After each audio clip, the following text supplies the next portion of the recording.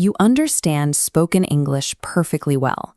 You can listen to a conversation, follow a story, and read a book. But the moment you are asked a question, your mind goes blank. Your jaw locks up, and you feel frozen completely in place. The standard reaction to this freezing effect is to study harder. You try to memorize longer lists of complex vocabulary and memorize dense grammar rules. But cramming advanced mechanics into your brain actually adds more pressure. It gives your mind too many variables to sort through, which only guarantees you will freeze again the next time you try to speak. To break this cycle, you have to stop heavy studying and switch to a highly structured 20-minute daily routine. We call it the Daily English Fluency Loop. It relies entirely on small, easily repeatable habits. Before we build your loop, let's get you physically prepared. Pause this video right now. Go get a blank notebook, a pen, and a smartphone timer. You will need these specific tools to execute the steps. Language acquisition does not test your intellectual intensity. It rewards mechanical consistency. Speaking English is a physical and cognitive habit, and habits are built by doing a manageable amount of work every single day.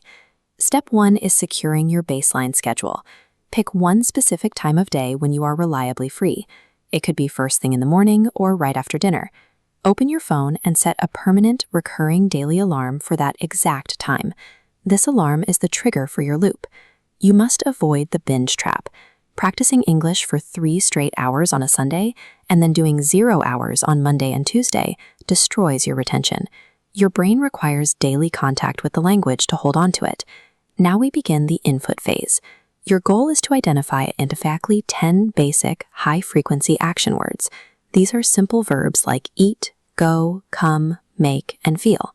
Take a look at this 2-column chart outlining the input phase. On the left, we populate exactly 10 basic action symbols.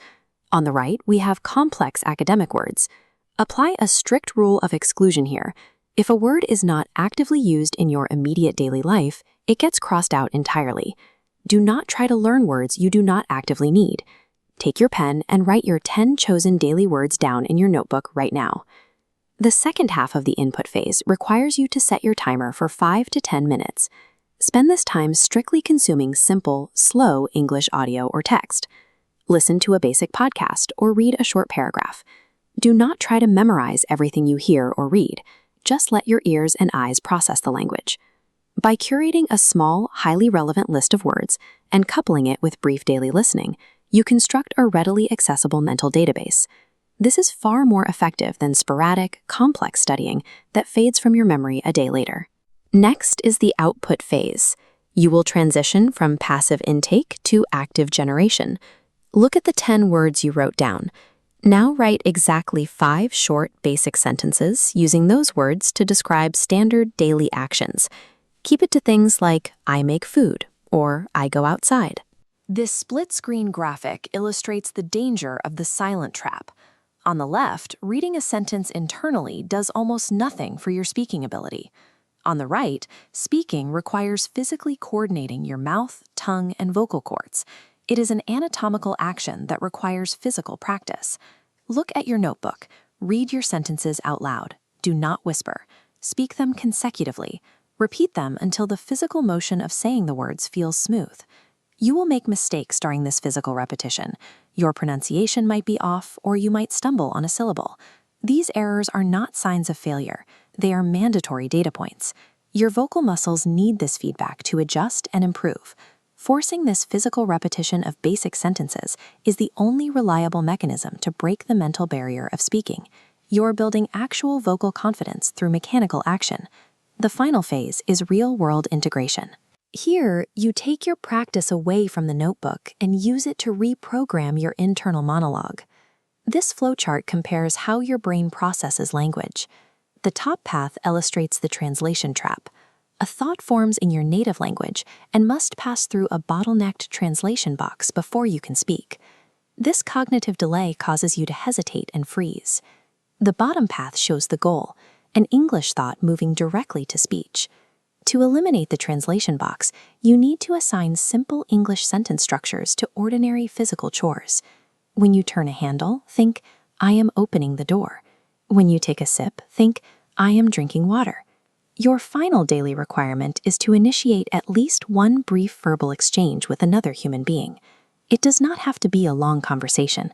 Saying, "Hello, how are you?" to someone at the store completes the step. When you bypass the internal translator and force yourself to interact out loud in your daily environment, you wire your brain for spontaneous fluency. You train yourself to react rather than calculate. Look down at your physical notebook. Right there on the page, you have concrete proof of your work. You possess 10 high-frequency words, 5 constructed sentences, and the physical experience of vocalizing them out loud. By securing that evidence, you have successfully completed day 1 of the fluency loop. You have moved past passive studying and taken physical action. This 30-day calendar grid shows how that 20-minute sequence adds up. True fluency is not achieved in a single exhausting day of study. It is the mathematical result of taking day 1, duplicating it across the remaining squares, and watching those tiny daily inputs compound into a steep upward curve. Close your notebook. Save this video so you can reference the steps, and make a firm commitment to open a blank page when your recurring alarm sounds tomorrow.